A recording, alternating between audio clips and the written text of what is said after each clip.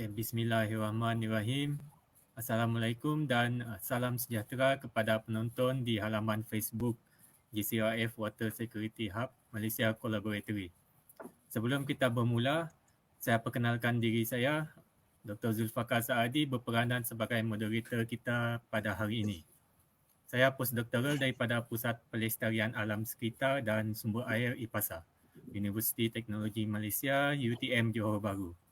Alhamdulillah, pada petang ini kita dipermudahkan untuk mengadakan dan meneruskan Hub Air Malaysia webinar untuk siri yang kedua bersama dengan komuniti. Hari ini kita akan bersama dengan tetamu jemputan yang sangat istimewa, Prof. Dr. Zulkifli Yusof, Fellow Penyelidik Kanan IPASA UTM.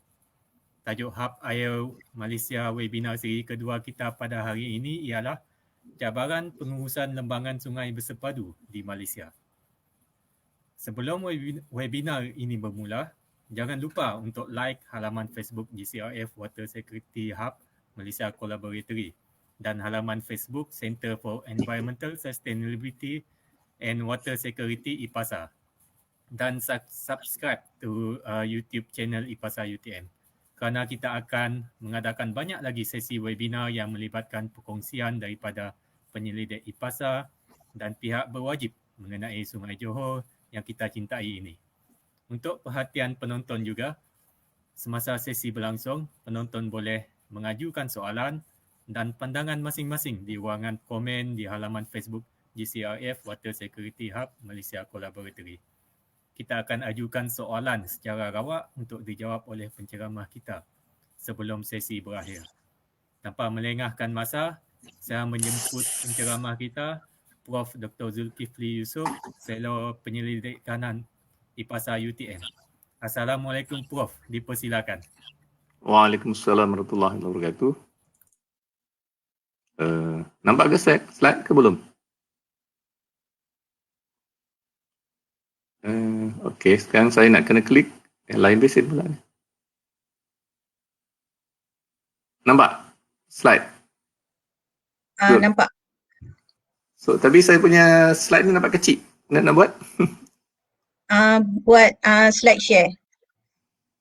Belum share lagi? Dah share? Yang slide show tu. Ya. Tak jumpa pula. Jadi, tadi lain ni jadi lain.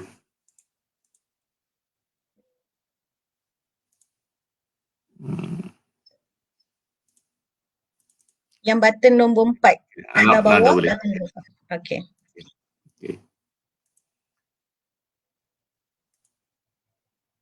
Clear? Nampak slide show ataupun nampak macam mana sekarang? Nampak. Masih lagi nampak ada tepi tu lagi. Dia belum full screen. Oh, saya ni nampak yang daripada sana ni bukan daripada saya punya ni. Baik. Okey, kalau macam tu saya remove dulu screen ni. Prof try share lagi sekali ya. Okey.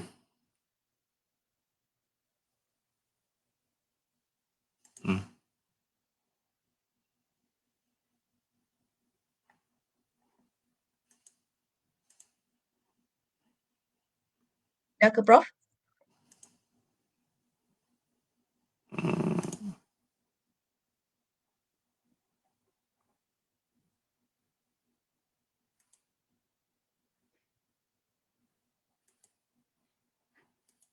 Saya macam tak boleh kontrol daripada tempat saya. Okey, sekejap. Saya try remove lagi sekali Sekejap saya remove lagi sekali. Nanti Prof share lagi sekali. Share screen.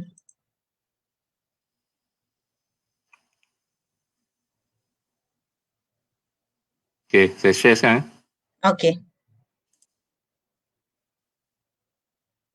Stop screen. Kemudian share.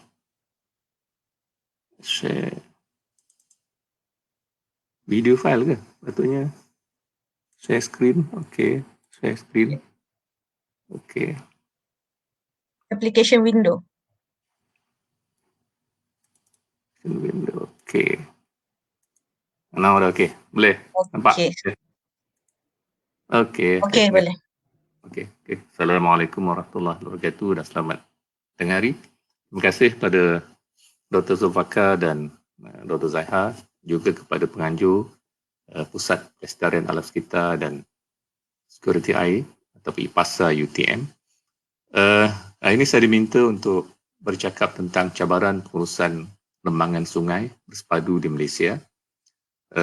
Ini merupakan siri kedua webinar di bawah projek GCRF Water Hub, Water Security Hub. Okey, saya mula dengan tunjuk gambar inilah di mana model river basin ni dan dia punya stakeholder sangat ramai.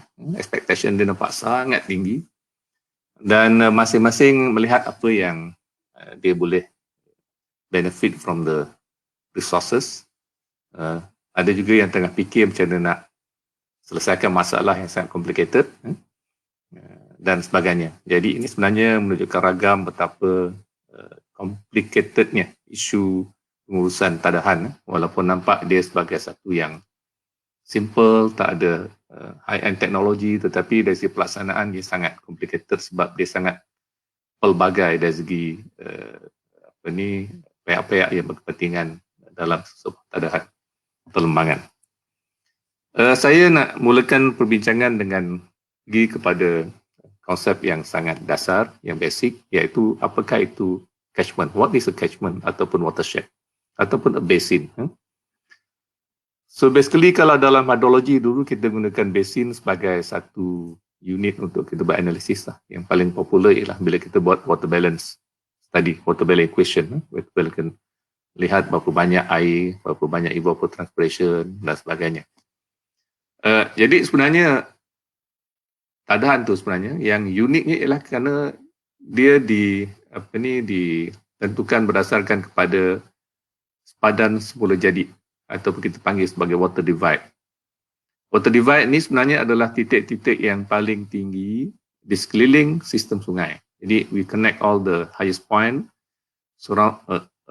around the river basin dan akhirnya kita akan dapat sepadan tadahan macam inilah. Jadi apabila ada sepadan yang naturally delineated ni, delineated based on natural features, bila ada hujan, hujan akan di atas tadahan tu akan mengalir masuk dalam sungai lah. Dan akhirnya keluar melalui satu outlet. Ini penting ya. Catchment dia mesti ada satu outlet. Dia tak ada 2-3 outlet. It's only one outlet. River basin, river outlet. Kalau hujan tu jatuh di kawasan yang luar tadahan, dia akan mengalir di tadahan lain. Itu dari surface water movement ataupun surface hydrology. Tetapi sepadan air bumi yang terletak di bawah lagi boleh berbeza. Kadang-kadang ada kalanya sepadan geologi itu tidak sama dengan topografi sebuah tadahan. Jadi ada kalanya kalau hujan itu meresap masuk dalam tanah, dia boleh keluar. Akhirnya join ke dalam sungai ini. Tetapi dia masuk dulu ke dalam sistem air tanah. Secara umumnya boleh berlaku. Walaupun dalam banyak hal kalau catchment itu besar, the geological boundary dia akan coincide dengan the river basin boundary. Tetapi kalau tadahan kecil memang itu akan berlaku.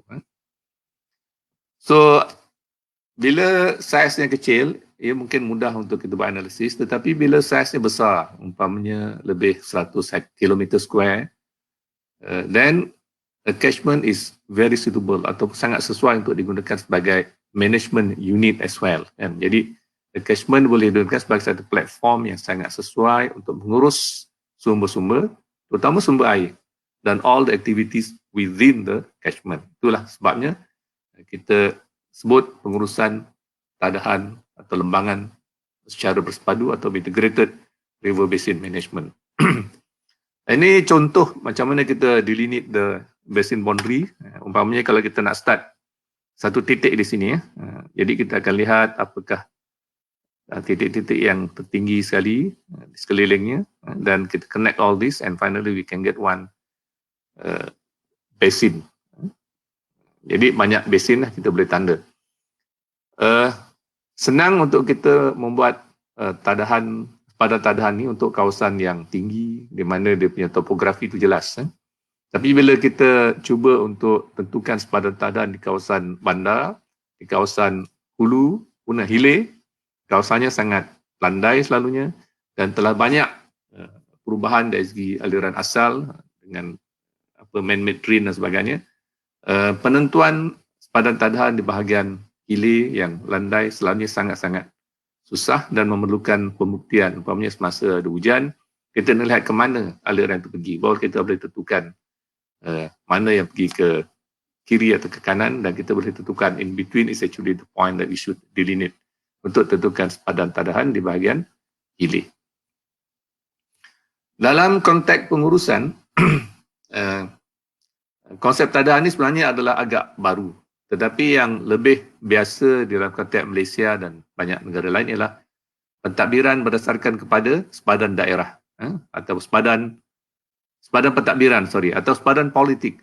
Jadi ada sepadan yang biasa lain digunakan, sepadan pentadbiran atau sepadan politik yang sebenarnya ditandakan berdasarkan kepada kriteria yang kita pun tak tahu, mungkin based on convenience, based on history dan sebagainya. Tetapi ia bukanlah suatu tadahan yang sempadan yang bersifat semula jadi. Sebab ia adalah ditentukan berdasarkan kepada tadilah convenient ataupun sejarah dan sebagainya. Jadi sepadan tadahan, sepadan pentadbiran ini tidak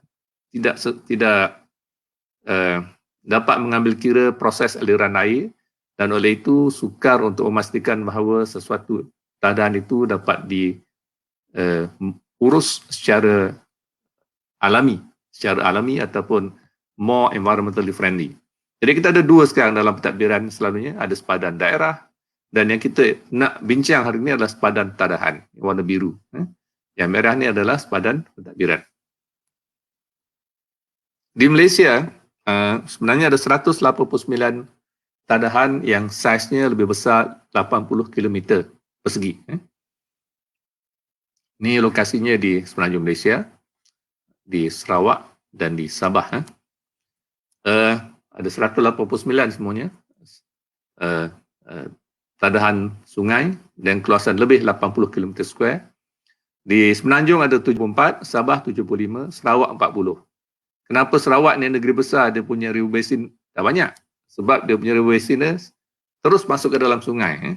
Jadi dia besar, tetapi dari jumlah satu outlet tu ada 40. Sabah yang lebih kecil dia ada banyak sebab dia banyak outlet yang keluar ke laut tu banyak. Dan sebagainya. Ada 4 lembangan sungai yang dikategorikan sebagai mempunyai sepadan international. Yang pertamanya ialah Sungai Golok, sepadan Kelantan dan Thailand. Kemudian kita ada juga yang kongsi dengan Indonesia, Sungai Sibuku, Sungai Sembakung, dan sungai satu lagi dengan Brunei, Sungai Pandaruan. Dia punya dari segi keluasan yang paling besar adalah inilah Sungai Sembakung di Sabah, dan juga Golok. Golok ni popular sebab this is the only river basin yang ada international boundary.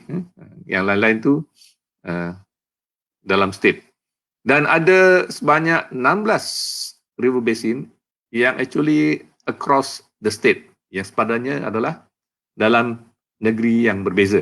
Umpamanya Sungai Muar adalah dikongsi dengan negeri Johor, Negeri Sembilan dan Melaka. Sebenarnya ada sedikit Pahang dekat dia punya hulu. Sungai Endau, Johor dan Pahang. Ini yang popular ni Kedah dengan Penang, Sungai Muda. Jadi ini interesting issue bila berlaku tadahan river basin which is located within different state, even di semenanjung di semenanjung Malaysia ni. Kita telah lihat ada complication dari pengurusan dan sebagainya. Umpamanya Kedah dengan Penang, apakah reaksi kita bila kerajaan Kedah kata dia akan blok air daripada Sungai Muda supaya kita boleh guna air dengan lebih baik atau lebih efisien? Adakah cara lain? Adakah itu boleh dibuat umpamanya? Adakah itu melanggari principle river basin management dan sebagainya? Kita lihat contoh-contoh di negara lain. Ini Sungai Muar. Dia start dari Negeri Sembilan dan mengalir ke Muar, ujung dia, Selat Melaka dan ada sedikit Melaka. Dan di sepanjang Sungai Muar ni sebenarnya ada banyak empangan dan takap pengambilan air lah. At least ada 8 empangan, termasuklah Kelinci Dam, Sungai Muar di Negeri Sembilan dan Kemencih Dam juga di Negeri Sembilan. Start daripada tu, Segamat, Bulu Kasab semua di Negeri Johor. Dan ada juga kita, Johor ni dia transfer air sebanyak 30 million liter per day, dia transfer ke Melaka. Jadi Sungai Muar sangat besar, shared by 3 state dan banyak juga kes pengambilan di bahagian hulu dan tengah dan hilir. So basically ada kesan kalau ada empangan di bahagian hulu, dia akan memberi kesan kepada flow di bawah hilir. Juga dari segi alam sekitar dan sebagainya. Jadi apakah policy kita nak regulate the flow supaya umpamanya tidak semua air di bahagian hulu akan tahan supaya dapat menggunakan kuantiti air yang maksimum mungkin. Adakah ini akan menggembirakan pengguna-pengguna di bahagian hilir Sungai Muar umpamanya. Isu-isu itu adalah contoh isu yang sebenarnya kritikal untuk kita address bersama. Sebab dia melibatkan 2 atau 3 negeri. Kalau dalam satu negeri mungkin dia mudah untuk diurus. Tetapi sebenarnya cabaran itu adalah kecil berbanding dengan kalau kita lihat sungai yang lebih besar yang melibatkan banyak international border, banyakkan negara, banyak negara. Umpamanya along the Nile River. Dia mula daripada Uganda dan masuk dalam Kenya sikit, Sudan, Ethiopia pun ada dan finally pergi ke Egypt. Egypt depends so much on this river basin for irrigation. Umpamanya ke Aswan Dam untuk cotton plantation dan sebagainya. Bila Sudan buat dam, maka air yang mengalir ke Egypt akan telah berkurang dan ini telah menimbulkan pergeseran yang agak serius sehingga hampir menimbulkan peperangan antara Egypt dan Sudan. Memang maknanya isu ini sangat sensitif. Sangat sensitif kalau tidak dikawal di peringkat antarabangsa akan menjadikan konflik air yang mungkin sangat parah, perangan dan sebagainya. Jadi dengan United Nations punya effort dibuat perjanjian bagaimanakah air yang mengalir daripada Sungai Nile ini Sudan boleh ambil tetapi ada juga portion yang mesti dilepaskan supaya the downstream user can use the water. So ini mungkin salah satu daripada contoh lah di luar negara. Banyak lagi kes umpamanya Sungai Ganges antara India dan Bangladesh. Sungai apa lagi di Jordan dan sebagainya, dia ada banyak share. Ataupun Thailand, Irrawaddy juga mengalir daripada utara yang melibatkan banyak negara. So contoh-contoh seperti ini berlaku di luar negara dan kita tidak menghadapi masalah secara serius, cuma ada potensi umpamanya rasa tidak puas hati antara negeri dengan negeri bila dia share the water resources in terms of river basin. Jadi, apakah itu integrated river basin management, pengurusan lembangan secara bersepadu? Ada banyak definisi, tetapi mungkin saya highlight sikitlah definisi yang selalu dipetik. IRBM adalah penyelarasan dan pelestarian penggunaan dan pengurusannya bertanah berdasarkan kawasan tadahan untuk mengimbangi penggunaan dan pemeliharaan sumber. So ini based on definisi dari Australian Catchment Management Act. IRBM juga memberikan penekanan yang tinggi kepada penyertaan pemegang taruh dan proses mengambil keputusan secara demokratik. Ini ditekankan banyak kali umpamanya di dalam United Nations dalam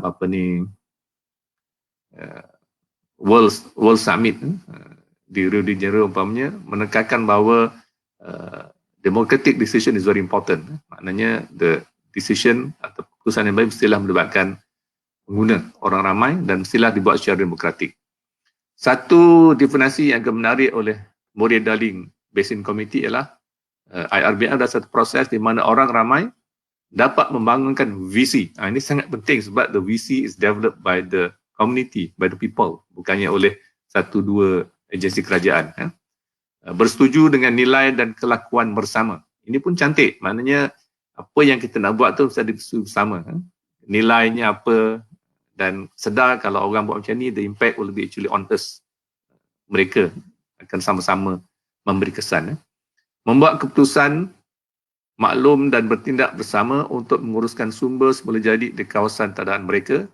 Keputusan mereka tentang penggunaan sumber air dan alam sekitar lain dibuat dengan mempertimbangkan kesan penggunaan tersebut terhadap semua sumber. Kalau kita menggunakan air, apakah akibat penggunaan air umpama secara berlebihan kepada ekosistem, biodiversity, kepada soil water intrusion. Kalau kita guna tanah, apa kesan pertanian umpamanya kepada sumber dan kualiti air sungai. Jadi kesan penggunaan satu sumber kepada sumber-sumber yang lain. Dan juga kepada semua orang dalam kawasan tadahan. Not only the environment, the resources, but also the people who live in the basin. Jadi saya dapati definisi ini sangat cantik, melambangkan keintelektualan penduduk-penduduk di Murray-Darling River Basin di Australia. Jadi mungkin ramai di antara orang yang menghuni itu terdiri daripada profesional yang dah pencen mungkin. Jadi dia menyumbang kepada pengurusan lembangan Murray-Darling River Basin. Apa beza antara pengurusan sumber air secara bersepadu, IWRM, pengurusan sumber air secara bersepadu, dan Integrated River Basin Management? Saya ingat ni Prof. Azmi dah bincang sebelum ni. Sebenarnya IRBM adalah subset of Integrated Water Resource Management. Integrated Water Resource Management is much bigger. Dia akan melihat supply, demand dan sebagainya. Tetapi IRBM is actually more on the resources, and the boundary is very much confined within a river basin.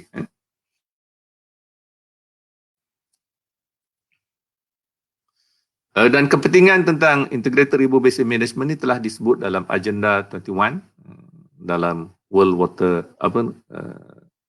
Environmental and Development Summit di Rio de Janeiro tahun 1992. Disebut di situ bahawa it is important to maintain the ecosystem of drainage basin worldwide.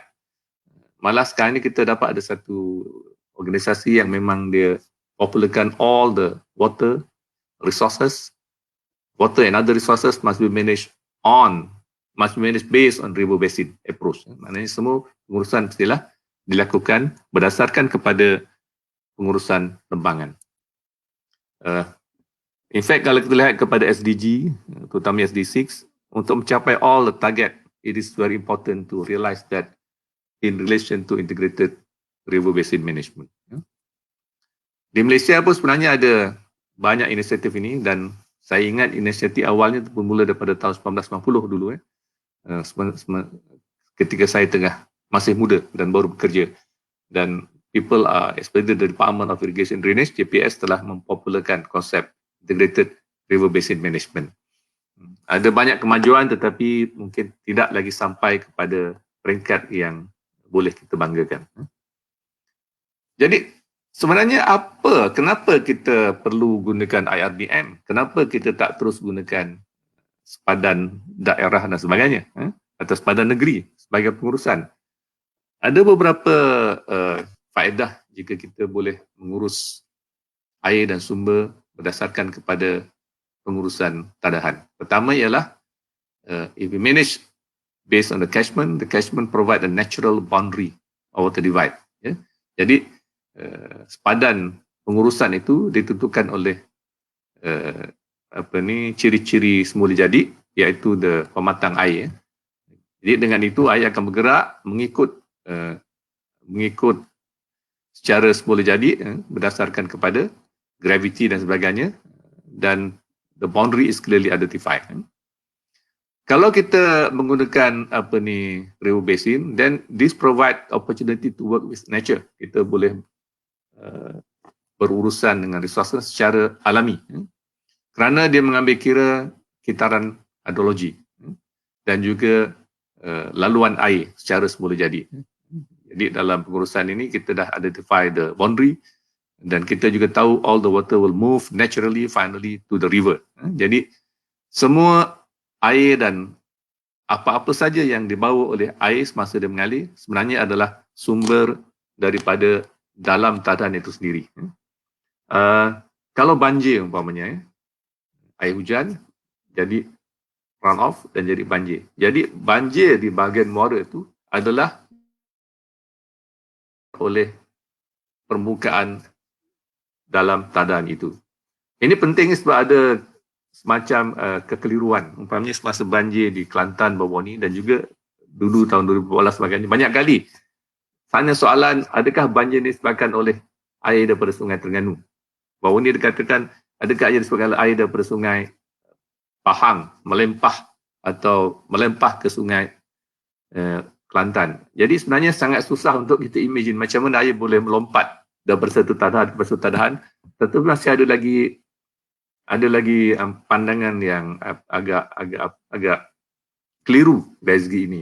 Jadi dia tidak mungkin. Kalau tadahan tu Sungai Pahang, airnya akan masuk ke Sungai Pahang. Kalau Sungai Terengganu, masuk ke Sungai Terengganu. Dia tidak akan melompat dan sebagainya.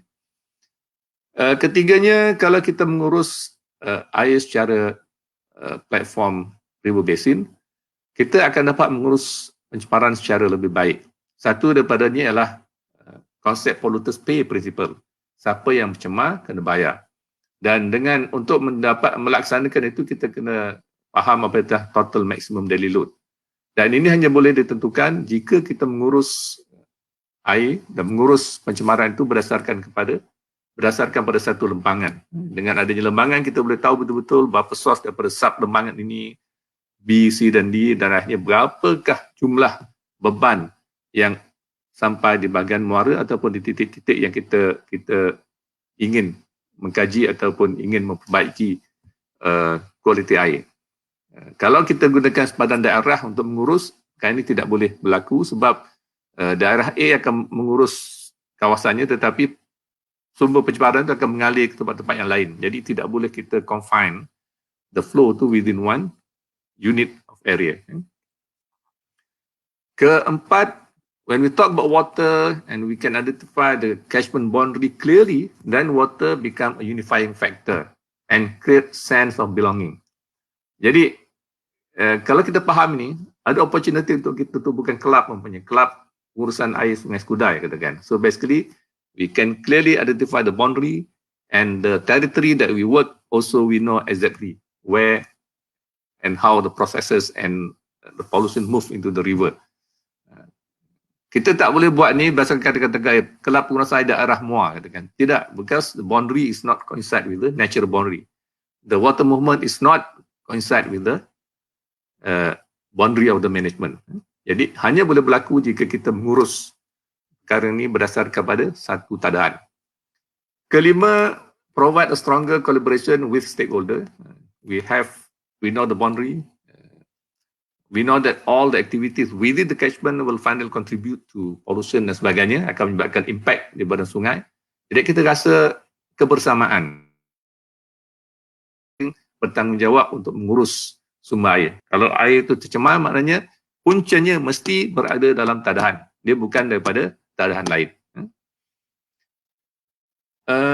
Seterusnya, strong coordination through a single decision-making body. Selalunya kalau kita ada integrated river basin management ini, dia ada satu council ataupun authority yang akan mengurus semua keputusan, semua perancangan mestilah ditentukan di peringkat catchment authority. Jadi dengan itu, ianya akan lebih coordinated, lebih tersusun dan stakeholder akan lebih faham apakah maksud dan juga visi pembangunan dalam sesuatu tadahan.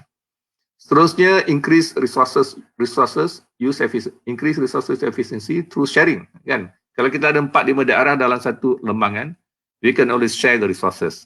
Resources in terms of natural resources, physical resources, facilities, boleh share. In fact, in terms of financial, kalau kita nak katakan Sungai Johor itu bersih, jadi yang akan contribute to the rehabilitation of the river is not only Kota Tinggi, tetapi mestilah juga daripada Kulai, daripada Keluang dan juga daripada Johor Bahru, yang Pasir Gudang should contribute to the resource in terms of funding.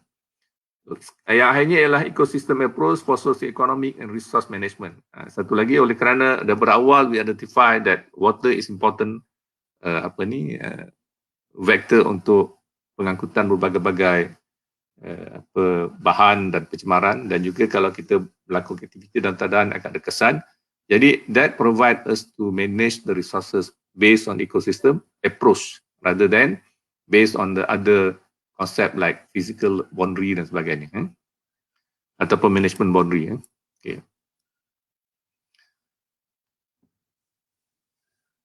Jadi apakah beza if we want to manage water and resources, other resources based on integrated river basin management versus sectoral approach? Sectoral approach ni yang tadi berdasarkan pada sepadan pentadbiran.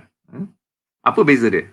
Perbezaan utama antara pendekatan tradisional secara sektoral dengan pengurusan air dan integrated river basin management ialah terdapat hubung kait antara sumber air dan aktiviti manusia sepanjang kitaran hidrologi. We can clearly establish the impact. Kalau ada pembalakan di bahagian hulu, jadi sedimennya akan mengalir masuk sungai dan akhirnya kita boleh detect di bahagian muara.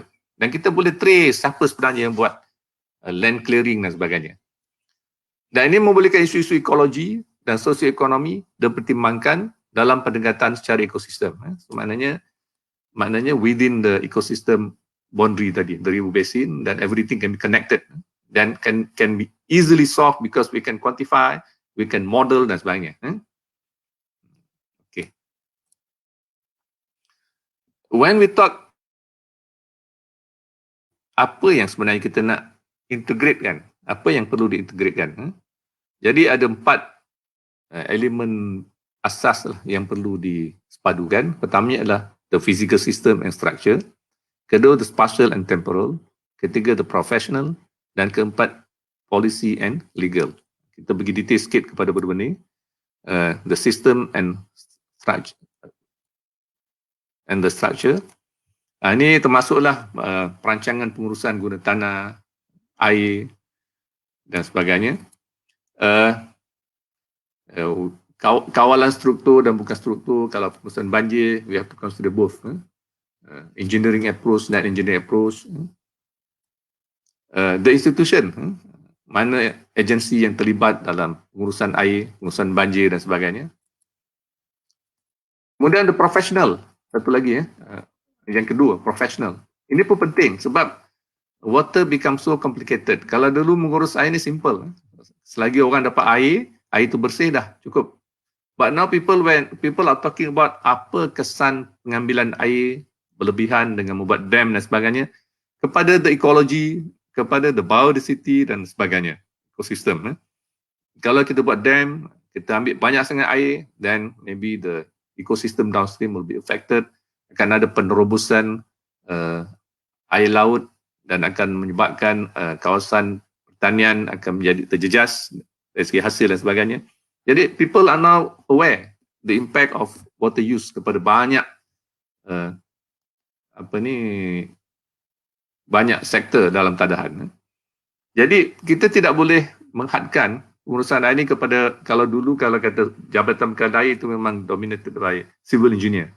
But now when we want to start a water project, dia punya team is very big, daripada engineers, daripada economists, daripada socio-ekonomi, kemudian dari segi environment dan sebagainya, masuk dalam team and evaluate the overall benefit and the cost of having that kind of project.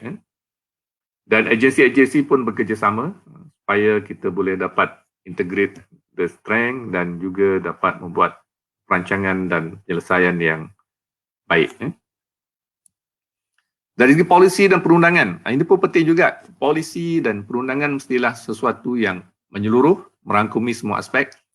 Not only in term of scope, but must be able to see what is happening in the future. Ini time horizon. Maknanya sekarang mungkin kita tak nampak. But maybe 30 years from now, something that we never think before berlaku. Kan? Contohnya Sungai Johor katakan. Sungai Johor dulu kita agree untuk bagi pada Singapore. 250 million liter per day.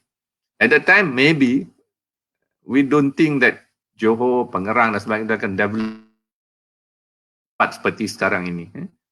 Jadi oleh kerana mungkin kita tidak dapat menjangka rancaknya pembangunan 30 years after that, dan air sudah tidak cukup. Dan kita perlu pula memindahkan air pada Sungai Endau, Sungai Sedili untuk bekalkan di kawasan-kawasan pengerang Johor Bahru. And the cost is very high. Billions of ringgit in order to prepare the pipe, the dam, the storage dan sebagainya, pumping dan sebagainya.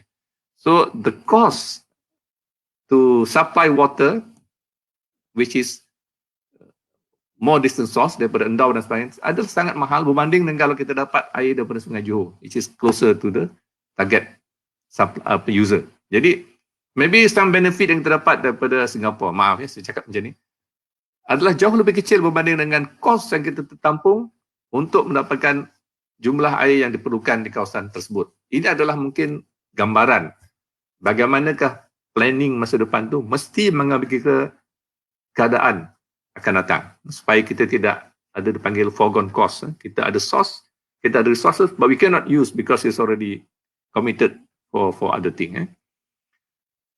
Pelan bersepadu untuk menguruskan sumber lembangan. Jadi ini termasuklah kita kena ada umpamanya antara pemeliharaan dan pembangunan, bagaimana nak balance itu, peruntukan air, kawalan pencemaran dan sebagainya. Perancangan lembangan sungai diselaraskan dengan pelan induk. It's important that lembangan sungai pengurusannya mestilah dimasukkan ke dalam master plan supaya ia selari. Perlu juga dipastikan bahawa all the policy related to managing various resources are not conflicting to each other. Kalau kita nak policy on water, tanah ataupun forestry, tidak konflik antara satu sama lain. Korek pasir dan sebagainya, maknanya kalau kita buat, the activities does not conflict with other activities. Otherwise nanti ada orang yang untung dan ada orang yang akan terpaksa membayar ganti rugi. Walaupun mungkin tidak dapat tentukan dengan sesuai, tapi mesti ada. Kalau water quality is badly affected, kita akan terpaksa membayar kos secara sedar ataupun tidak sedar. Dari segi kesan pada alam sekitar, dari segi kita tidak dapat sumber air bersih dan sebagainya. Kemudian integrated in terms of ruang dan masa. Ini oleh kerana kita punya sumber air ini sebenarnya tak sama. Ada setengah tempat hujannya sangat lebat, setengah tempat tidak lebat, setengah tempat pula dia hujan dalam masa tertentu je. Maknanya itu ada temporal. Dari segi temporal variation. Umpamanya di Kelantan ada banyak air masa bulan-bulan terhujung. Dan kita boleh sebenarnya gunakan umpamanya conjunctive use of water resources. Kita boleh gunakan umpamanya masa musim kemarau air bumi, dan juga instead of using fully air permukaan, bila kemarau kita sudah tak ada air. Jadi conjunctive use sebenarnya adalah kita membuat integrasi dalam masa berbeza, maknanya resource-nya berbeza. Ada kalanya kita kena combinekan antara groundwater dan surface water. Ataupun kita transfer area which has a lot of water, kita transfer to other state through interbasin water transfer. Ataupun we use knowledge from elsewhere and they use that knowledge to solve local problem. Ada 8 IRBM component. Pertamanya adalah institution. Di Malaysia, kalau kita sebut tentang IRBM, sebenarnya the highest body that coordinate the basin management is National Water Resource Council ataupun MSAN. Kemudian selanjutnya kita ada bawah tu IRB Committee ataupun River Basin Authority dekat state level. Umpamanya seperti Luas, Bakash, Kedah pun ada, Luak dan sebagainya. Dan kedua, kita kena ada legislation, banyak legislation yang berkaitan dengan air, but maybe some need to be updated sebab integrated river basin management needs certain requirement. So maybe we need to update the acts. Kita ada Water Act 1920, amended 1989, Nombor 1 Quality Act, Local Government Act, Land Code dan sebagainya. Dan yang penting sekali adalah akta oleh River atau Water Resource Authority di bahagian di state, umpamanya Luas dan Bakash. Very important to have good public awareness. Ini sebenarnya cabaran besar untuk Malaysia. We have all the technologies, but kalau the public cannot play their role, tetap masih lagi mencemarkan sungai, masih lagi tidak peduli dengan penjimatan air dan sebagainya, the resources will not be used efficiently dan kita tidak akan dapat melaksanakan spirit IRDBM dengan baik. Keempat, preventif, kita ada banyak guideline on this, guideline of soil erosion control umpamanya, integrated flood management, coastal zone management dan sebagainya. So preventif maknanya adalah preparing all the guideline to be used for the contractor ke ataupun developer. Perlu juga ada rehabilitation and curative work, umpamanya berhubung dengan flood mitigation, river maintenance, water quality improvement, how to improve the polluted water, remediation dan sebagainya. Memperkenalkan umpamanya environmental flow supaya we can conserve the habitat in the biodiversity.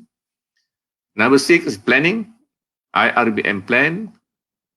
Mestilah juga selari dengan regional plan.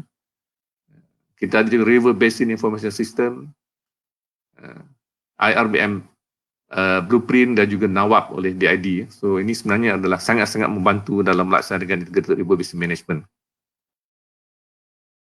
Important, we cannot depend so much on the government. I think it's good because kebanyakan daripada state agency macam LUAS, BAKAS, actually they have financial resources that basically they can be independent, and when they're independent, actually they can do the work much better. So the only thing is how the state government can facilitate the water authority to be more independent and to perform better and deliver much better result. Of course, number 8, enforcement. Ini pun kadang-kadang jadi isu. Kalau kita depend so much on enforcement, normally it's not easy to prove pesalah tu di mahkamah. Banyak kes dah sangat-sangat jelas dah dia mencemar, tetapi sampai mahkamah sangat susah untuk dibuktikan. Jadi kalau kita depend kepada enforcement saja and lack of public awareness, kadang-kadang the result is not going to be that good. So I think public awareness is much more important. Of course, we need also enforcement, all that. But banyak kes-kes ataupun cerita-cerita kejayaan di luar negara adalah sangat bergantung kepada how they educate the public, how the public can contribute untuk menjadikan pengurusan air Selembangan menjadi lebih baik. Jadi pengurusan lembangan ini sebenarnya adalah satu proses yang berterusan. Dia start dengan pertamanya we have to identify basin asset, describe basin condition ataupun asset. Apakah aset yang besar, sama ada is it in term of water, in term of biodiversity, in term of other resources. Kemudian apa problemnya. Kemudian kita identify the impact. Identify which one is the highest. Adakah flood, adakah water quality. And then we have to monitor and set or refine the objective from time to time. So basically, all this basically is continuous process. And to the end of, let's say 5 years, every 5 years we have to make report. And with this experiment, we have to make another management plan, which is actually improvement from this one. So basically, this will continue. Another exercise, check what is the weaknesses, improve, prepare another basin management plan. And over time, we expect that actually the quality of the resources within the basin will be improved, akan bertambah baik daripada semasa ke semasa. Banyak contoh-contoh kejayaan sebenarnya tentang integrated river basin management ini. Salah satu daripada contoh yang saya rasa terbaik adalah Murray Darling River Basin. Lembangan Sungai Murray Darling di Australia. So it's quite big, in fact very big, dia punya basin. It's about 1.06 million kilometer square. Which is 40% of Australia. Ada 30,000 wetland. Very interesting to see the rainfall is only 462 mm. Kita ada 2,500 mm. Murray Darling ni 462 sahaja. Kalau kita ada 462 ni, kita dah lama dah kering sungai kita. Tapi how the Murray Darling River Committee ni successful in managing the resources. The resources depend so much on surface water, 89%, only 11% groundwater.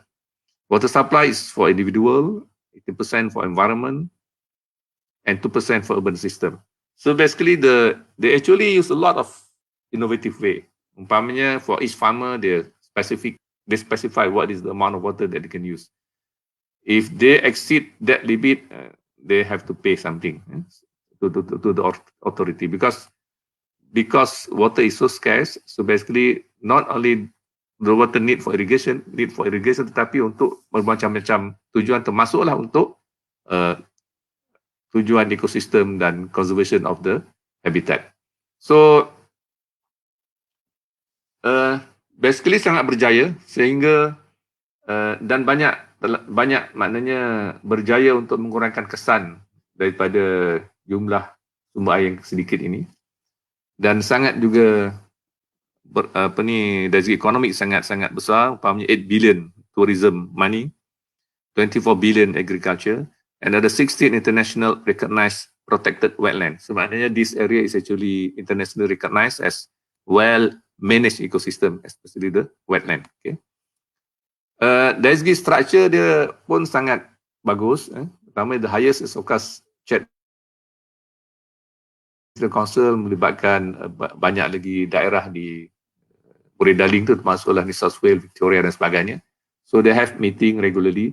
Bawah ni juga penting. Pertamanya ada satu lagi badan yang memang terlibat secara direct dalam mengurusan the Murray-Darling River Basin, headed by one CEO.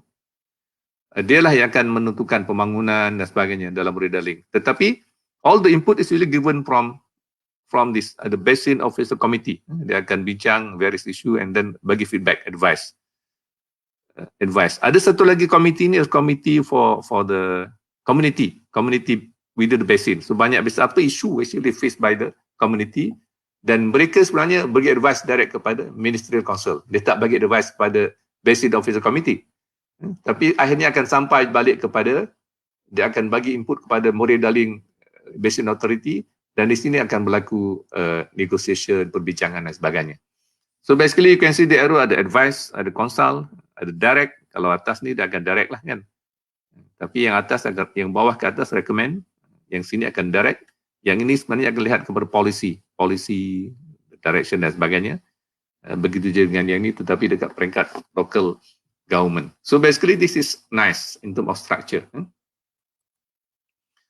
Contoh yang berjaya lagi ialah di Europe, Danube River Basin. Ini sebenarnya sangat besar. Dia punya isu adalah the Black Sea ini is contaminated. Banyak pollution masuk dalam Black Sea, and if this, kalau ini berlaku secara berterusan, Black Sea akan mati dan dia akan merugikan masyarakat di Europe ni lah. Jadi Danube River Basin ini melibatkan 18 negeri. Termasuklah Romania, Bulgaria, Hungary, Slovak Republic, Austria, Serbia, Montenegro, Bosnia. The discharge is 6,500 meters per second. You just imagine, this is international initiative melibatkan 18 negara. Bagaimana proses ini boleh berlaku dengan baik. Jadi sebenarnya dia adalah di bawah EU, European Union Water Framework Directive. So yang pertama dibuat ialah memastikan bahawa semua negara itu menandatangani perjanjian, dan dari situ lepas perjanjian dia buat satu roadmap apa yang dia kena capai pada masa tertentu. Started since 1994 dan dia akan terus berlaku sampailah now to 2020 dan seterusnya. So basically another model that actually the integrated river basin management can work and involve many countries. Jadi susah juga kalau kita nak kata kenapa river basin tidak dapat beroperasi. Sebab kalau kita lihat model ni 18 negara dia boleh berjalan dengan baik, tetapi kita ada small river basin antara negeri, antara daerah yang masih berkonflik antara satu sama lain. Kita mungkin kata itu negara-negara maju, tetapi kita ada juga contoh yang baik di Indonesia. Di Indonesia dia ada banyak juga dipanggil pengurusan lembangan serupadu ni. Satu daripadanya adalah lembangan Kali Berantas di Jawa. Saya dah beberapa kali melawat tempat ini. Ini menarik sebab dia punya problem lebih teruk daripada kita, tetapi dia telah dapat mengurus lembangan ini dengan baik, termasuklah sumber air dan juga keperluan kepada permintaan irrigation, hydropower, keperluan industri dan juga water supply untuk the public. Mula-mulanya dia memang di bawah Kementerian Perancangan dan Kerajaan Pusat, tetapi akhirnya dia ada lembaga yang mengurus kali berantas ini, dan dia dibenarkan mengutip levy daripada irrigation mungkin sedikit, tapi hydropower, industrial use, dan juga company yang water supply company. Dia boleh kutip hasil, dan hasil levy ini menjadikan sekarang ni kali berantas sudah financially independent. Jasa Citra basically dia financially independent, dan dia boleh mengurus sumbernya dengan baik, dan dia ada KPI masing-masing. KPI-nya adalah memastikan bahawa air yang diperlukan untuk petani, industri mencukupi dan dalam keadaan yang kualiti yang baik. Dan ini adalah satu contoh yang sebenarnya berjaya lah. Yang saya nampak ialah ada kerjasama yang kuat antara stakeholder, petani, industri, media. Media pun memainkan peran yang penting. Kalau ada transparansi sangat penting. Kalau ada orang yang mencemarkan, dia akan report dalam surat khabar dan sebagainya, dan publik tahu, both dari segi media cetak dan media apa ni, Facebook dan sebagainya. Baik, dan juga dengan pihak penguatkuasa. So, it's very important also penguatkuasaan, transparent dan berani untuk mengambil tindakan. Dan saya nampak ini adalah satu contoh Jasa Citra yang mengurus kali berantas ni. Sungai Berantas ni sebenarnya adalah salah satu contoh yang sangat baik. Kalau dia boleh buat, maknanya kita boleh juga buat untuk Sungai Johor, Sungai Muar, Sungai Selangor dan sebagainya. Di Malaysia mungkin kita boleh ambil contoh luas Lembaga Urus Air Selangor. Kebetulan saya salah satu daripada Board of Director, member. Tetapi dia punya konsep sedikit berbeza. Luas sebenarnya mengurus semua sungai dalam negeri Selangor. Jadi ada beberapa sungai. Sungai Langat, Sungai Selangor, Sungai Kelang. That is the main river lah. Okay. Dan dia diuruskan oleh board lembaga yang dipenguruskan oleh Menteri Besar. Member adalah State Secretary, Legal Advisor, State Finance Controller, ada 2 State Exco, DG of DID, dan juga appointed members, not more than 5. Appointed member ni termasuklah researcher ke, NGO ke, ataupun daripada universiti. So bezanya ialah dia manage all the river basin within the state of Selangor. Sama juga dengan Bakas di Johor, dia akan manage all the rivers in Johor. Jadi kita mungkin oleh kerana our rivers is small, so basically there is no necessity for us to have one dedicated river authority for each river. Or even though that is the best, tetapi the size is small, maybe it's difficult in terms of, especially we need to get people like Menteri Besar to chair so that the impact is good. Dia perlukan leader yang committed. Saya berpeluang untuk serve dalam luas kepada 3 Menteri Besar. Jadi saya pun nampak kalau Menteri Besar itu serius dalam handle the water issues, then we can see the impact much positive. Tapi kalau dia lebih berpolitik, jadi lain. Sorry. Okay, kalau di Johor umpamanya, Sungai Johor kita ada 4 daerah. Satu Kulai, Keluang, Kota Tinggi, Johor Bahru. Kan? So dalam satu river basin, there are 4 district. So you just imagine kalau ada pembangunan, kalau tidak ada coordination, Johor Bahru akan buat dia punya pembangunan sendiri, Kulai akan buat sendiri, Keluang pun sama, Kota Tinggi pun buat. Akhirnya semua akan masuk dalam Sungai Johor. Dan dia punya kesan sangat sukar untuk dikawal sebab kita tak rancang dia punya pembangunan daripada awal.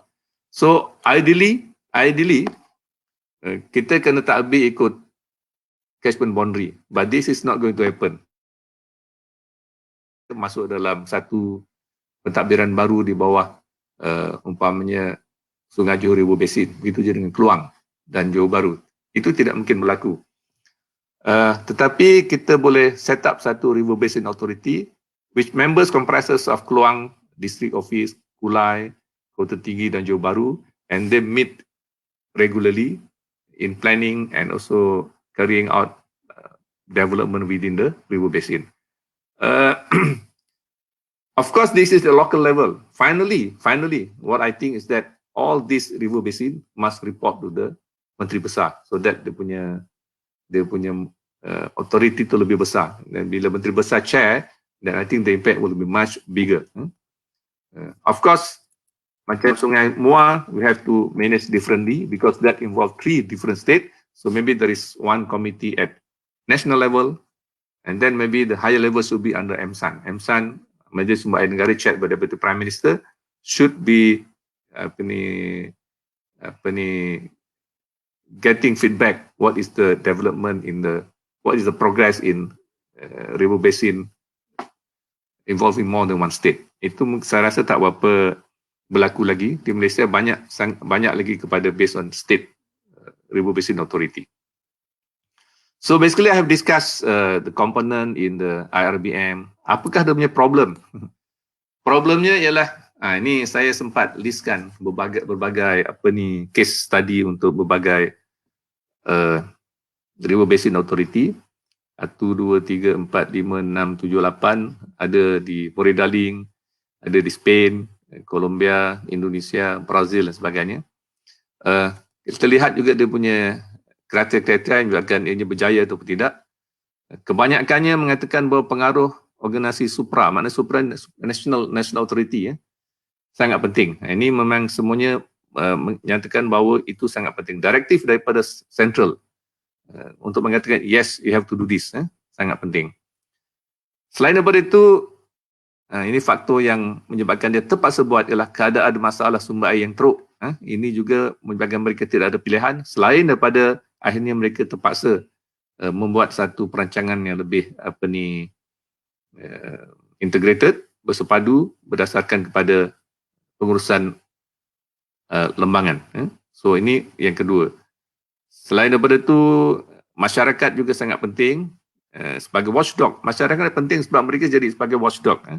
Kalau ada pencemaran, masyarakat yang lebih tahu, bukannya officer luas atau officer bakas yang tahu. Sepatutnya masyarakat itu nampak, orang yang pertama nampak dekat site sebab dia merata-rata. So now we can use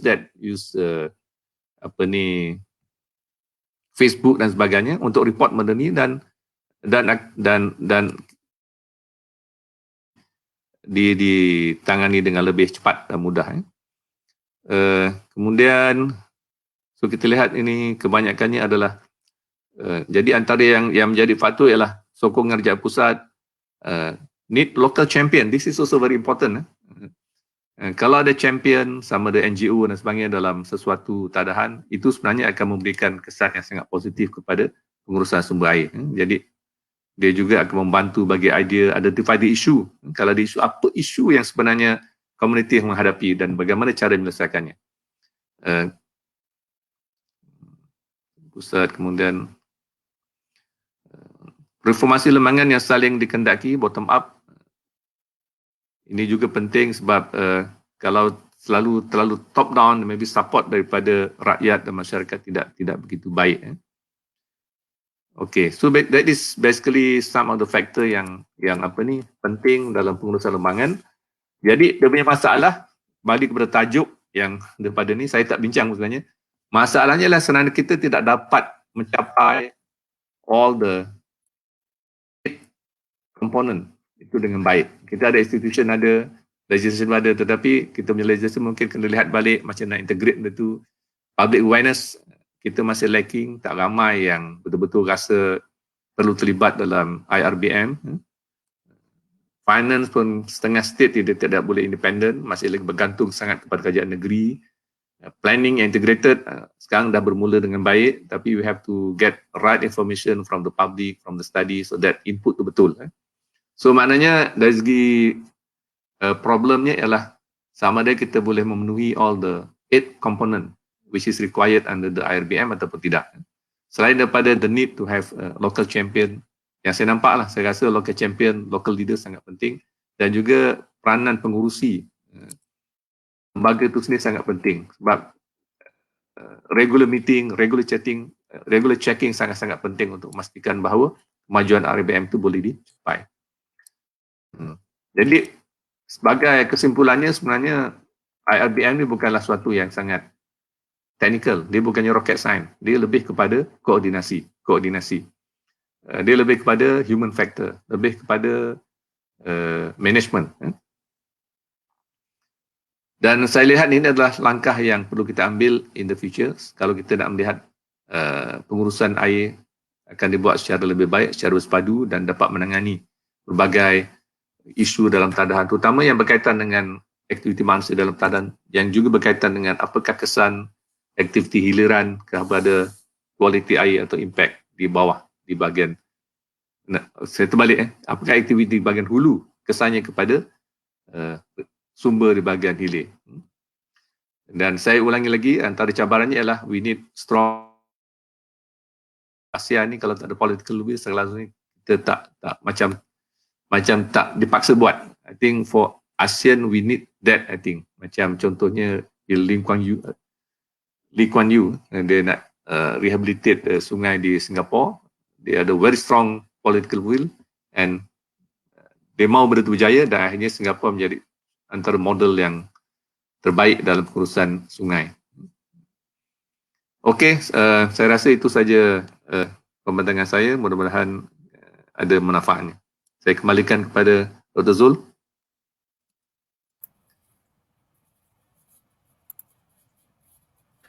Okey, terima kasih Prof. Dr. Zulkifli di atas perkongsian yang sangat bermanfaat khususnya untuk komuniti kita di Sungai Johor dan AMNIA di Malaysia. Terima kasih juga kepada komen penonton di halaman Facebook GCRF Water Security Hub Malaysia Collaboratory. Mungkin kita ada beberapa soalan di sini diajukan kepada Prof. Zul. Soalan dia daripada Abdul Kadir. Policy, laws, rules, regulation, enforcement and research and development have been highly engaged. But the water problem in Malaysia still persists. Why? Soalan dia direct je. Policies, law, rule, regulation, enforcement and R&D have been highly engaged. The water problem in Malaysia still persists. Why? Saya sebut tadilah antara sebabnya ialah kerja untuk memastikan bahawa the water resources are well protected is actually the responsibility of all parties. We can have policies, we can have law, we can have knowledge from R&D, tetapi kalau kita tak gunakan, benda itu tidak boleh mendatangkan kesan yang baik. Policies, I think we have a lot of policies, tetapi pelaksanaan kadang-kadang tidak begitu menepati. We have law enforcement, tapi saya rasa above all is actually bagaimana kita nak melibatkan semua orang, kalau tak semua pun majority of the people to aware that it is important to manage the water, especially among the industry, among the some farmers dekat upstream yang actually activities mereka itu sebenarnya menjejaskan kualiti dan sumber air di bahagian hilir. In fact, kalau kita lihat, contoh saya bagi contoh Singapura tadi. Di Jepun dulu pun satu masa bila tahun 1970-an tu sebenarnya suasananya sangat teruk. Kita pun pernah dengar masalah itai-itai disease. Itai-itai, sakit-sakit. Itai mana sakit? Minimata disease dan sebagainya. Tetapi masyarakatnya bila dah ada tragedi macam tu, betul-betul berubah dan akhirnya sekarang problem tu hilang dan I think we need to have semua orang kena terlibat lah dalam menyelesaikan masalah ini. Jadi watchdog tu sangat penting. Watchdog sangat penting. Walaupun memang ada mungkin kelemahan juga dari segi enforcement dan sebagainya. R&D pun mungkin tidak dapat dimanfaatkan, tetapi saya rasa yang lebih penting sekali ialah how can we engage the public so that they also involved in this inisiatif. Saya harap dapat menjawab lah, walaupun mungkin tak tepat. Okey, terima kasih Prof. Sekarang kita lihat soalan yang kedua daripada Prof. Muhammad Fadil Meddin. In Malaysia, in relation towards rehabilitation and improvement indicator for integrated water management, risk and mitigation should also include in our governance action plan. How this already take into account in the progress of Malaysia scenario? Dalam all management plan, sebenarnya memang ada component of risk management. Terutama kalau kita climate change umpamanya, ataupun flood dan sebagainya. Memang ada element of assessing and how to mitigate the risk. Saya rasa to certain extent this has been taken into consideration dalam all the planning. Saya rasa dari segi banjir, we did a lot of things. Kita bagus dari segi itu. Cuma dari segi kawalan pencemaran, saya fikir kena tingkatkan lagi. Banjir is straightforward. Basically, kalau katakan ada structure, ada mitigation measure, that can be solved. Tapi ada juga isu umpamanya clog disebabkan oleh plastik dan sebagainya, itu adalah sumbangan daripada masyarakat lah, yang sepatutnya tidak berlaku. Tetapi bila kita berbincang tentang pencemaran, sebenarnya the source is so many, so diverse. Semua orang boleh mencemar. Kalau kita banjir, maknanya the source is from rainfall. Land use, of course, will aggravate the condition, tetapi is more manageable dan nampak kesannya lebih baik berbanding dengan isu pencemaran tadi. So again, saya rasa in term of involvement, bila we talk about mitigating the pollution, the public's awareness is very important. So not only in term of risk macam tu, tetapi from each individual to take part and help the initiative to improve the situation. Harap dapat jawab tu soalan Prof Fadil tu. InsyaAllah Prof. Sekarang kita soalan yang kedua daripada Prof Fadil juga. Soalan dia, water responsibility tariff, pay per polluter, water safety, emerging water quality, alternative water resources among the challenges in recent and future works. Any opinion on this, Prof? Water responsibility tariff maknanya apa? Maknanya tarif very low ke? Semua tu sangat berkait rapat saya fikir. Kita punya tarif memang saya rasa rendah. Sebab rendah itu menyebabkan the teknologi yang baik tidak dapat digunakan. Terutama kalau ada AWK lah. Kalau orang tak bayar bil AWK, macam mana AWK nak improve the technology, nak invest on the teknologi yang baik. Dan saya sebenarnya survey student saya, apakah persepsi dia kalau katakan tentang pencemaran. Dia kata sangat setuju untuk buat macam-macam, untuk baiki kualiti air. Tapi bila tanya, adakah anda setuju supaya tarif air dan tarif AWK dinaikkan? 70% kata tak setuju. Walaupun cuma naik 5%. Jadi maknanya kadang-kadang yang dia prefer untuk buat pada satu site tidak digambarkan dalam kesediaan segi tindakan. Similarly, polluters pay principle is actually a very good concept. Tetapi untuk implement ini secara berkesan dan secara menyeluruh still not that easy. Sebab polluters pay principle ini sebenarnya selain daripada denda, dia juga ada melibatkan honesty, kejujuran daripada industri. Kalau kita nak buat total maximum daily load ni, kalau kita boleh monitor secara komprehensif berapa banyak flow, berapa banyak discharge, itu okey lah. Tetapi itu need a lot of sensor, need a lot of technology dan mungkin kita tak boleh buat untuk masa ni lah. Singapura mungkin dia boleh sebab dia memang banyak sensor. China pun boleh buat. Tapi dalam konteks Malaysia ni, bagaimana kita nak declare bahawa polluters atau industri itu sebenarnya banyak mana pollution yang dia keluarkan. Dia boleh menipu katakan. So kalau itu berlaku, kita tak boleh juga melaksanakan polluters pay principle secara voluntarily lah. Kecuali kalau kita ada evidence dan kita boleh denda dan sebagainya. Water safety, emerging water quality, emerging water pollution ke? Ni emerging pollution lah. Itu pun ada some R&D yang dibuat. Mungkin dari segi pelaksanaan still take time.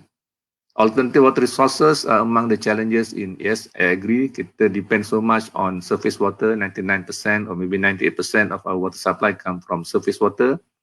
It's timely for us to look at other resources, especially groundwater, recycle and reuse of treated wastewater, rainwater harvesting, so that we can explore in the future.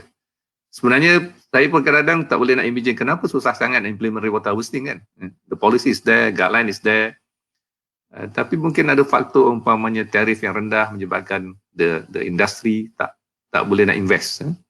But rainwater harvesting ni memang dah berjaya sangat di Jepun, di Korea, di Taiwan dan di China. Semua bandar besar ada rainwater harvesting punya elemen. Tetapi ini tidak berjaya di Malaysia. Antara sebabnya ialah the investment tu quite high and the ROI is too long because the tariff is low. Antara sebabnya lah. Keduanya dia rasa mungkin water is still enough, then there is no need to do that. Kalau dekat residence area memang I don't think that will be attractive to the people lah. Kalau industry, because they pay much higher tariff, there is a possibility. In fact, our study also indicate that it is possible to enforce that dekat industry atau commercial building because the tariff is high and the water use is also high. So combine these two, the ROI can be shorted. Okay. Okay. Dengan terjawabnya soalan tadi, Prof, rasanya webinar kita berakhir sekarang pada hari ini. Terima kasih di atas sokongan berterusan yang anda berikan daripada penonton dan audiens di Facebook dan ada satu lagi soalan situ. Sorry, ada satu lagi soalan. Jauh tu Ariani. Okay, semua kenal. Ariani. Can I have more explanation about the term of environmental flow in rehabilitation and curation in the presentation? Environmental flow ni sebenarnya ada banyak method untuk kita buat. Ada yang pakai statistical method, ada yang pakai based on the habitat suitability dan sebagainya. So depending on what method that we use, but as bank hydrology, saya baru ni kita ada buat untuk Sungai Johor dan Sungai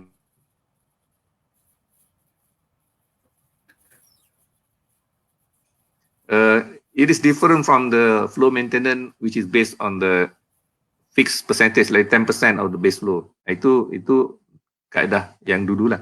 Tapi environmental flow we consider all the flow regime daripada the smallest one, the medium size and the highest peak. So kita nak tahu maknanya kalau dulu banjir with development, with water intake, we want to make sure that part of the section of river is also going to be flooded. Let's say if there is 20 years or 10 years rainfall, must be flooded because that will actually ensure that the habitat in terms of kalau benih to dispersion akan terus berlaku kalau dia punya dispersion is based on the river water level. So basically it's still quite new in one of the flow ni. Kalau more interesting is kalau you can get that analyzed based on the habitat suitability lah. Maknanya kalau certain habitat ni the punya requirement flow is something like this, the pH and so on something like this. We have to maintain that for that particular